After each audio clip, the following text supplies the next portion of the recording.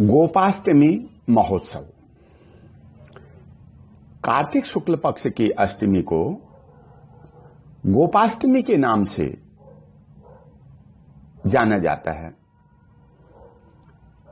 गायों की महत्ता सारे संसार में है।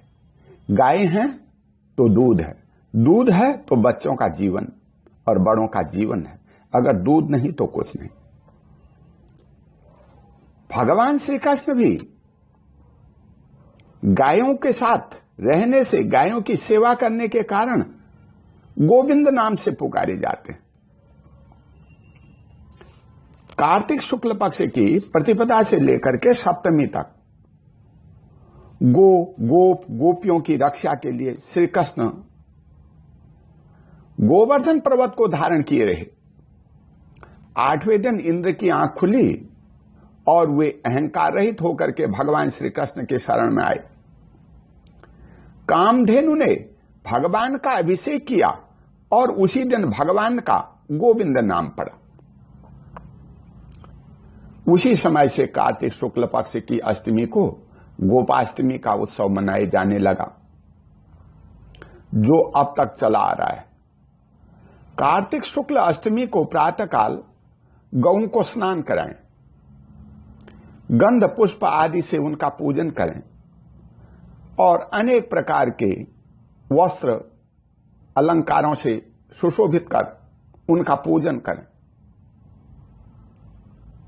गायों को गोग्रास देकर के उनकी परिक्रमा करें और थोड़ी दूर तक उनके साथ जाएं तो सब प्रकार की अभीष्ट सिद्धि होती है।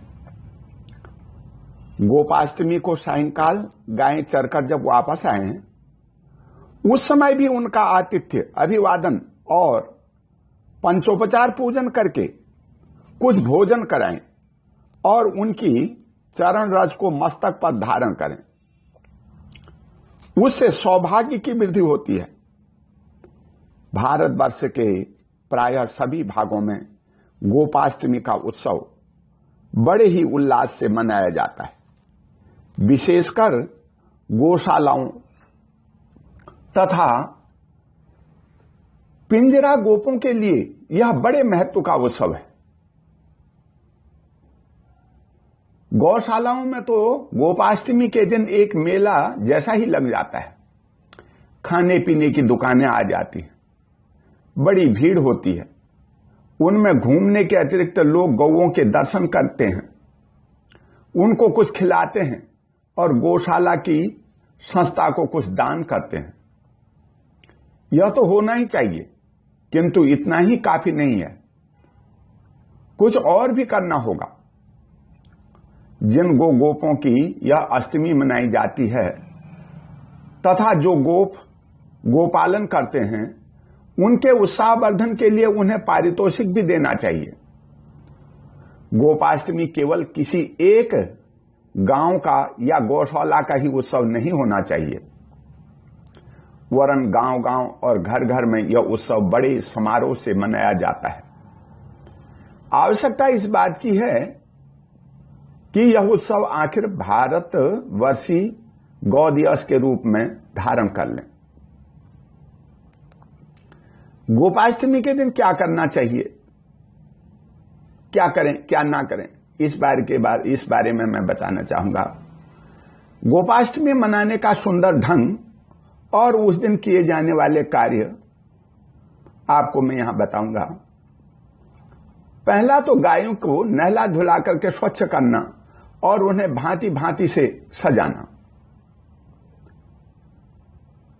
दूसरा, गायों के रहने के स्थान की भली भांति सफाई करना। तीसरा, गाय और ग्वालों की विधिवत पूजा करना और स्वादिष्ट भोजन से उन्हें संतुष्ट करना। चौथा, उस दिन अपने व्यवसाय व्यापार को बंद रखकर गौशाला और पिंजरा पोलों में जाकर के वहां के उत्सवों और कार्यक्रमों में भाग लेते हुए गोपालन के संबंध में विचार विमर्श करना। पांचवां, गौशाला और पिंजरा पोलों में यथासाध्य दान देना। छठा, गांव-गांव और नगर-नगर में सभाएं हों जिनमें गौ संबंधी गौ के पालन संबंधी, गौ की सेवा संबंधी बातों पर विचार होना चाहिए।